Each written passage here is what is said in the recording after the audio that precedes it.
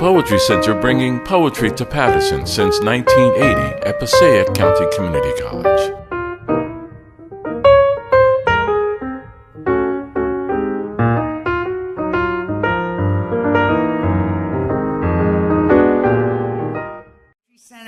Are made possible by a grant from the New Jersey State Council on the Arts through the National Endowment for the Arts, also by individual memberships and donations by you lovely people, and by Passaic County Community College and the college president, who's been really supportive of all the programs that we run through the Poetry Center, and including sending writers into the public schools and our art galleries and all our other cultural programs. So I'm really grateful to Passaic County Community College for the support they give us and for this lovely building that they've allowed us to use as the Poetry Center. I'm pleased today to present two wonderful poets. And I know that those of you who were lucky enough to be in their workshops already know how good they are as teachers, and now you'll get to find out how wonderful they are as poets. We're going to start with William Pitt Root, and William Pitt Root was Poet Laureate of Tucson from 1997 to 2002. His recent publications are White Boots, New and Selected Poems of the American West, and The Storm and Other Poems. His earlier publications include Trace Elements from Recurring Kingdom, Fault Dancing, Reasons for Going It on Foot, Invisible Guests, etc. Translated into nearly 20 languages, broadcast over Voice of America and Liberation Radio, published in 100+ anthologies and 300 literary magazines. His work has won the Stanley Kunitz Poetry Prize, the Guy Owen Poetry Award, winning writer War Poetry Prize, 3 Pushcart Awards, and numerous fellowships, including from the Guggenheim and Rockefeller Foundations, the National Endowment for the Arts, among others. He's taught creative writing and has served as a writing in residence in colleges and universities across the country. In addition to academic posts, he's worked as a teamster, a bouncer in factories, a shipyard, and a mine, and in 12 states in school, as a poet in the schools, including extensive work among children of numerous Native American nations. Currently, he's poetry editor of Cutthroat, a journal of the arts. He also serves as advisory or contributing editor for Mid-American Review, Puerto del Sol, Radipalax, and Pushcart. He lives in the San Juan Mountains of Colorado with his wife and their cadre of animal companions. And I think what you'll find when you listen to William Pitt Root is how much he's absorbed into himself and into his skin and into his words, the words of and the cadences of poetry, and the way his extensive reading comes out in the poems, not by mentioning specific poets, but rather because he so obviously absorbed the beauty of the language into his work. Let's welcome William Pitt Root.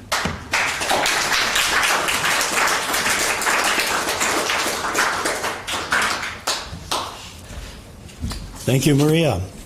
And thank you all for coming. Can you hear okay? Okay. I'm going to read a mix of poems from books that are available here and some new stuff that's available only in magazines or that you'll have to hold in your ear until you can find it in print somewhere. I had the good fortune of not having enough money when I was an undergraduate to go full-time to school, so I did a lot of other jobs, to support myself through there, and I found I enjoyed it a lot. Very much enjoyed working, whether it was in a warehouse or a shipyard or whatever, and then going to school. If I had just had to work those jobs with no light at the end of the tunnel, I would have been horrified. But in the long run, I'd have been horrified also if I just taught. So after I taught for a while, I took a leave from teaching. I had the good fortune of having some grants and did a bunch of other stuff, including working in a mine. And I don't think too many people who have been writer-in-residence at Amherst College, for instance, have also worked in a mine subsequent to that. Before that, maybe. So here's a poem from the book called White Boots. White Boots is a name for ghosts in many of the mines in the United States. I worked in a copper mine, copper and gold, and but also in coal mines and so on. The idea of white boots always struck me as an odd. This is what you would see in the dark. When you work in a mine, you have a headlamp, but that's all the light you have. They're not lit, and you go into dark places. It is a dark place, and you are the light when you're walking around with that headlamp on. And if you want to disappear, you turn it off. Nobody knows what you're doing down there. But at the end of the day, you have to have processed so much ore, so you better be able to do that too. So white boots is what you would see if you saw somebody walking around down there, but I would question at least their sexual preference. Anybody wear white boots down in a mine? No. And I found it very interesting that I never heard anybody talk about that as a problem, for an image in the mines, white boots. Cheerleaders maybe, but white boots in a mine? This is for Jim Davis. He did the cover painting, which is about 6 feet by 8 for $40,000. You can pick up a copy yourself, or you can get it on the book for 12, I think it is. As you know, Jim, I did work underground in the same mine you've imagined in your studio, half a mile down, taking wages enough to make it to California, and fool's gold enough to remind me I don't know much after all. New guys like myself, still thrilled by the dangers of fire or falling through the dark into a hole followed by 20 tons of dusty rumbling ore, we all tried to stay alert each minute of the 8-hour shift. And for a week or two alert we were. Then habit made us careless as the rest.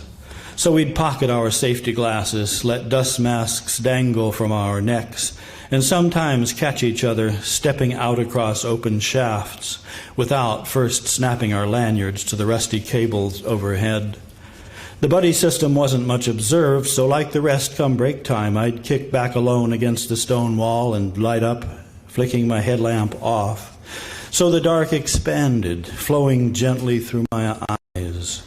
In the distance, sometimes a solitary hunched figure projecting its small wedge of light would glide by my line's entrance, tiny as a fly in a tear of amber, from where I watched, invisible and isolate as a stone in outer space or inner space, just some guy. Never sold white boots in those days, but often thought how all those men just lost in the sunshine mine must have felt. Poor bastards who lived long enough to feel, long enough to lose everything in their minds but hope, before their air was gone, long after their light. You'd have to kill your light to keep from igniting whatever gases might be seeping from walls. So dark is where you'd be, whether by yourself or in the company of others. In such a dark, I had no need of white boots, my friend. But looking at this image, startling, almost comic, you've drawn from the dark of blinding inks and your own heart familiar with disaster. I'm reminded now of how it is the living keep hold of the things that bind them to those gone.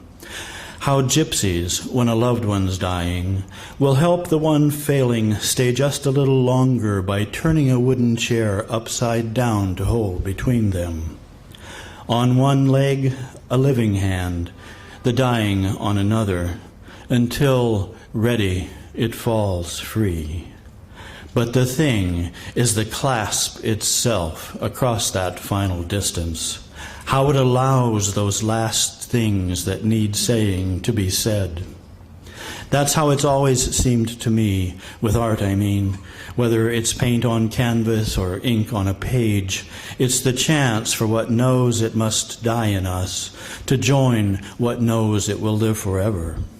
And knowledge from such a common depth only survives in the light as shadow, as white boots, imago, as a way, meanwhile, to stay in touch while the sun burns on. Thank you. Next poem is the only other one I'm going to read about the mining time. It's much shorter. And I had the good luck of running across a couple of weeks ago the guy who trained me. to break rocks with a hammer. You might not think it needs training, but it does. And here's a little poem about that. And I had no idea I'd ever meet him again, but here it is.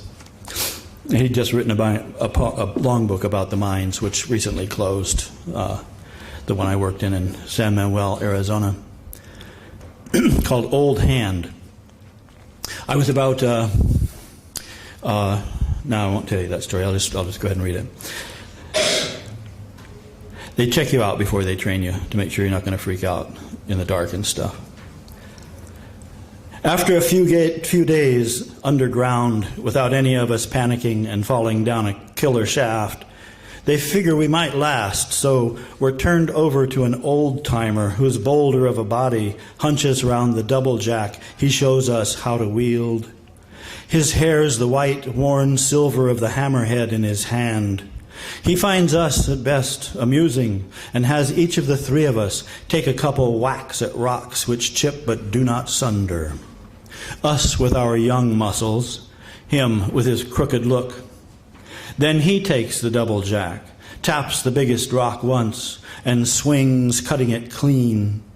We all look at each other, shaking our heads, chagrined. It's pure defeat. Thing's this, he says, aside. Rock knows where its cracks are, so you ask rock politely. Tap, gentle-like this. It maps out fracture lines. Tap. Watch the dust shift. Then, just where it shows you to strike. Easier said than done. But that's one lesson I never forgot. That and the crooked grin made of an old man's iron.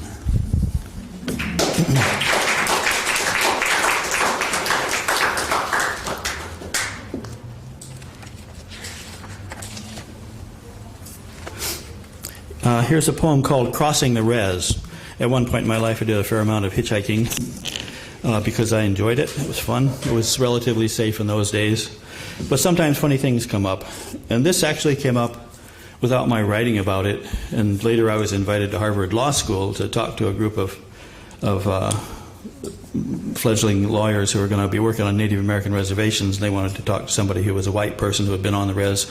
So I could tell them some things about how they might be greeted or not greeted, as the case might be when they got to the res. And this was a story I told, and afterwards somebody said, "Did you write that down?" And I said, "No, I've never written it down." I said, "Aren't you a writer?" So I wrote it. It's called Crossing the Res, and it's for Joy Harjo and Sue Williams. Sue Williams is a lawyer who won the first water rights battle against the federal government for the Wind River tribe. I was hitching a ride toward twilight, southeast of Billings, middle of November, when a pickup let me toss my gear in back. I climbed up into the cab boozy with two old boys, country western AM blaring sad songs of love.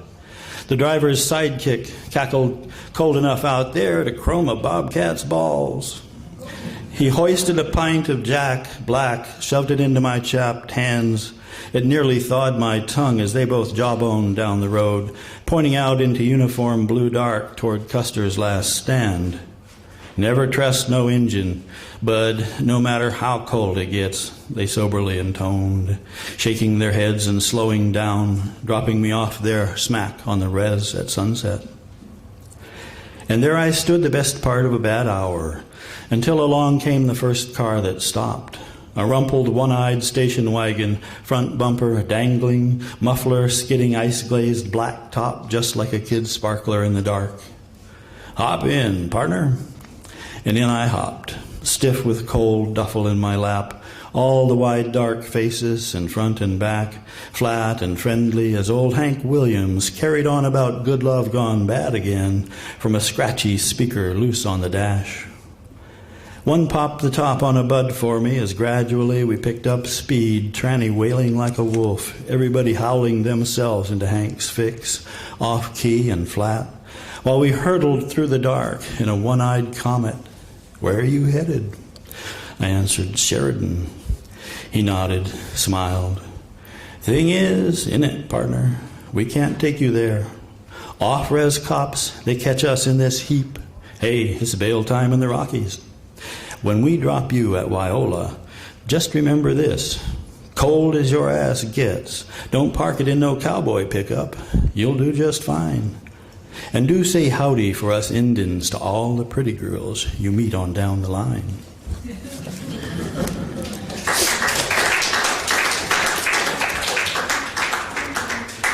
This book is a book about poems from the West and in the New West. Parts of it are not all that new, of course, and some parts of it are. In the Northwest, there's a little creature called the slug, which I believe you have some variants on here as well. This is a poem called Slug, Amorous in the Air. Slugs actually mate in the air. If you know what a slug is, you know that's pretty amazing. I could never publish this poem in a magazine. I don't think anybody ever got past the title because, they think he doesn't even know what he's talking about. I have a little head note here from Retke because he's the only other poet I know at the time I wrote the poem who had written about slugs positively. And he, at the end of an essay on Blake, praising Blake, at the very end, he says, "But could Blake love a slug? I can." And I remember I was like, my eyes popped open. I thought, Jesus Christ, he can actually say he loves a slug, And it was many years before I got to see, many of you have seen the Richard Attenborough version of slugs mating on TV. I was going to a reading in Sheridan, Wyoming, just before I left my motel room. I turned on the TV to see what I'd be missing and what my competition was going to be at the reading. And it was this slugs mating. I couldn't turn it off. I just stood there absolutely riveted. If Alvin Ailey could do anything like that, modern dance would become quite well known. So this is a poem then that I wrote about the slugs.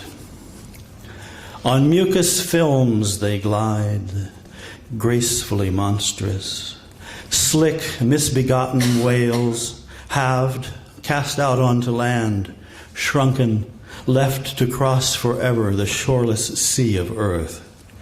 Indifferent to us, these constant voyagers, detecting in each other clues of readiness, who knows how. They soar like gradual eagles up a bank of tree, out onto a dark current of limb, then dangle from a single length of shared umbilicus, high in clear blue air, spinning slowly in the globe of their own motion. Two beings intent upon each other as only lovers are, each laved by the liquid other, in body-length embrace, like darkly pairing tongues, or the sundered halves of Leviathan, trying bright reunion in their sea of air. They hang in that whole kiss, while we look on, radiant with disgust and envious, pitching toward awe as from each head organs emerge, unfolding, unfurling like silk parachutes, exquisite with awareness, each coddling its exact other in the counterfeit, with a long, careful touching, numinous as saints, unutterably lewd, as they merge in a bright, soft lock, joined as orchids might join if animated by desire, trembling blossom against blossom, slow pulse matching slow pulse as these doubly sexed beings will do, continuing an hour and more, each gross shape further extending from the chill of what should be its head, the lucent figure of an organ, wholly sexual as angels, male and female brilliance twinned. And what passes between them in this urgent healing sought by the never whole passes slow as nectar, shining in the deepest flower we know, and multiplies into these glistening miracles we who grow gardens in our annoyance never guess.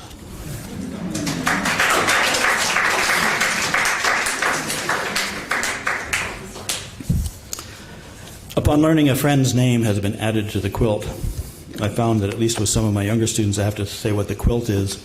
And of course, it's the AIDS quilt. In memory of Bob Money. Foregoing by way... Start over again. A little water. foregoing by way of burlesque whatever may have tempted us toward the tragic. That was your early style, the one by which I knew you first and best, 3 decades back when we were all still undergrads, ill-defined. Red-haired, freckled, with specks and a ready wit, you were, as friend Tim put it, a tad light in the loafers, yet so ferociously intent, crouched hovering over the glowing keyboard, you electrified your friends, straight and gay alike. Classical thunder that broke from your flashing hands sustained the fire steady in your eyes through long nights we all spent in the laughing haze of the Blue Moon Tavern. When your shoehorn slender friend Joel took to bed to do his dirty Deborah Carr to your carrot-topped Yule Brenner, I remember you were mortified by your sheer delight. Then, when he left for Paris, apprentice to a master pianist, all of us were envious. Someone's life was taking off. We were left on the dock, waving helplessly ourselves, our 7-league dreams outrun by another's actual feet. How many years did you spend then as hired accompanist, invisible to thunderous phalanxes of beginning dancers, before your bodybuilding so bulked up that scrawny frame I'd never even have known you on the street? All I knew came from Tim, who just told me today, over his blurred breakfast of shotgunned tripled bourbons, that yesterday you died. Blurted it out because what other way was there to say it? And so I realized you'd died distant as Manhattan at an eclipse of the full moon, and someone who'd caught your pioneering TV spot for AIDS paid your way just in time for 2 last weeks of King's X in exotic Hawaii, home to more endangered species than anywhere else on Earth. Gentle-hearted, wry, so rare, you were one of the good guys, a lover of poetry, music, and wit honed to an edge so fine a victim hardly knew the necklace of blood at his throat was his own. So, if I say your life has had its own modern fairy tale ending, registering the grim mystery in your own droll key, I trust you will approve. May you sleep well, Brother Moni, and by flawless music be relieved of all your dreams.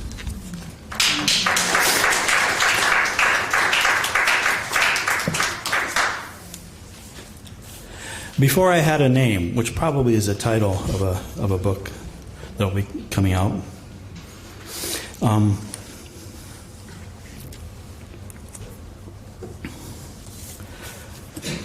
The poem pretty much tells it, but I was born in a blizzard, and attending physician was actually my grandfather, my mother's stepfather. But there were problems, and you'll get that. Before I Had a Name.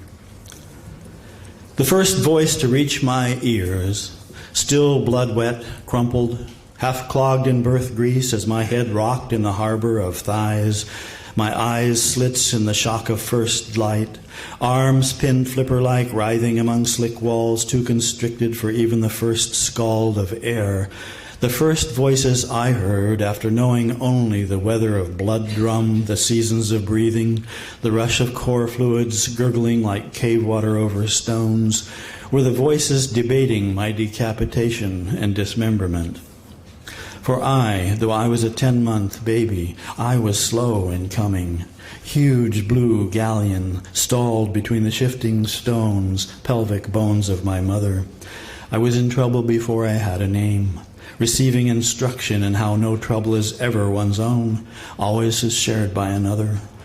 My mother lay helplessly glowing with sweat and exhaustion, her great moon belly contracting and squeezing for life, hers, mine, as wise men conversed by a table set with the tools of our undoing.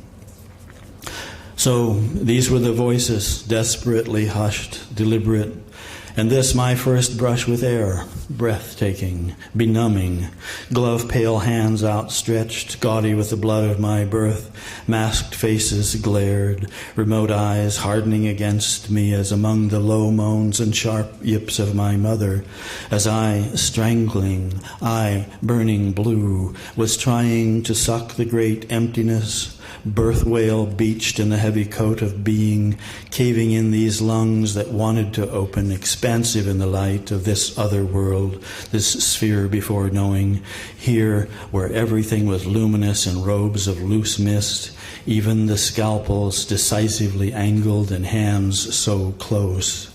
When the great thrust came that shoved me clear, and I fell, delivered, into their hands at last.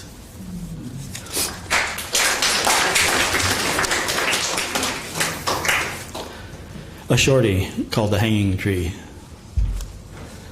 This was more relevant, I hope, during the last administration than this one, but suppose it were with truth as with a lie, that vigorously we defended it, knowing it for what it was once, the green tree from which hung dreams.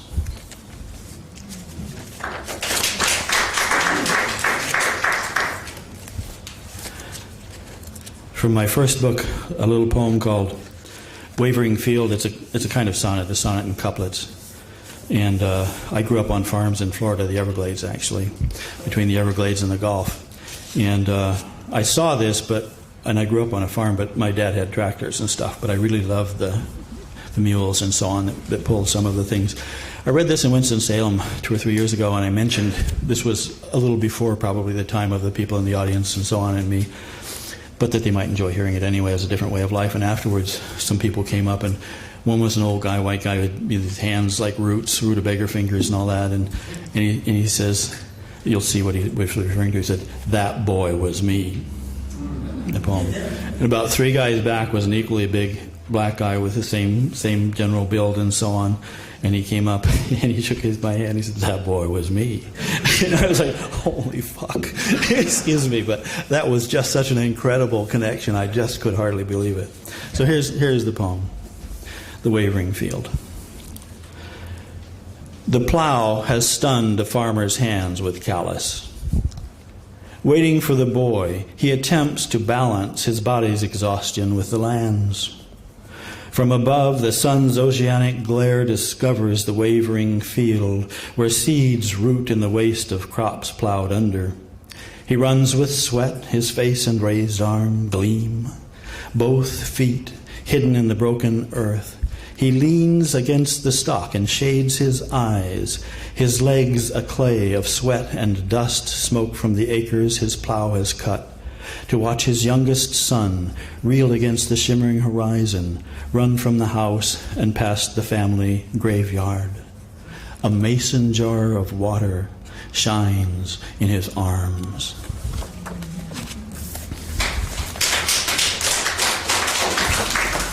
And the last poem I will read came partly from work I was doing on some of the Odas Elementales that I was translating of Pablo Neruda's. Oh, here's another poem I want to read instead. Cancel that one. But the book is coming out in 2010. It's called Come Along With Me, Traveler, and it's selected early odes of Pablo Neruda. Instead, this poem, which is an acknowledgement of a Native American tale called The Coyote Tales. Coyote is a kind of a trickster, a very much beloved figure in many of the tribes of the U.S. All of his stories about Coyote begin, old man Coyote was walking along, and then he has an adventure of some kind, and you're told about that. So this is called With a Tip of the Hat to Old Man Coyote. A poet was walking along and came upon a blind woman whose beauty set him ablaze. As he stood beside her, she weeping in darkness, so he sang in praise of flames, and soon she could see why. A poet was walking along, and came to the edge of a sea, but the sea was lifeless, so he spoke fishes and whales, sang seabirds and seals, whispered plankton and kelp, and then his tongue grew dry as sand, so he raised his head, slaking his thirst on song. A poet was walking along, and he came to weeping prisons, built of one-way glass, but claiming to be steel. So he wrote a stone, he did, and hurled it through the walls.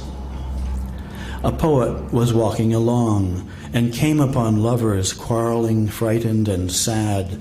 So he wrote a song about lovers quarreling and frightened, who truly loved one another, and sang it. And they did. A poet was walking along and came upon teachers teaching, saying, it must be this and it must be that, and it may walk but mustn't fly, and it may talk but mustn't sing, and it may wish but mustn't do. So he flew and sang and kept on doing what he had to do, bringing what is oldest in us home to what is new. A poet was walking along and came upon distant places that made him think of home. And so he wrote of home for the strangers there. And when he had returned home, wrote of that distant place too. Until they were the same, they were the same. Thank you.